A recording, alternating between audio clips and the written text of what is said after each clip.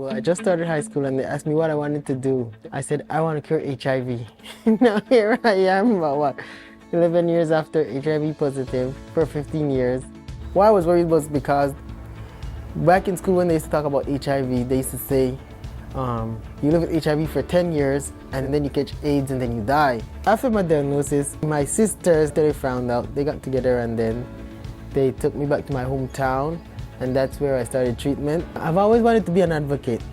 So I've talked to a lot of people, but I never had the opportunity to actually do it. So what I do now, I do it on my own. And then they'll come, they'll ask questions, I'll answer, and then we'll just sit in there. They'll ask me, how do I deal with it? And they tell me I'm strong and whatever, and I'm like, okay, cool. So I'll explain to them how it works and where they can get help and who to talk to, who to ask for. The same way you can come and talk to me, you can find somebody professionally, because I'm not professional to talk to. But I'm always here for advice, and I always want to give advice. The only one time I ever heard about somebody talking about living with HIV, I was like, what, 12, 13?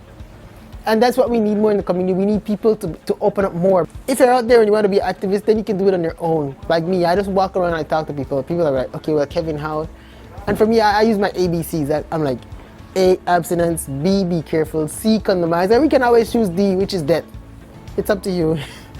And I guess that's the reason why I see a little change in my community, because I'm not afraid to stand up and talk about it, so people open up a little, they know more. Because HIV doesn't have a name, it doesn't have a, it's not that it's not going to say, oh, hi, I'm HIV, I'm going to jump into your system. It's all about you protecting yourself. So I know people who come to me and say, Kevin, because of you, I believe you're the reason why I'm not positive right now, because of the message you told me. Well, I'm glad I made a change in somebody's life.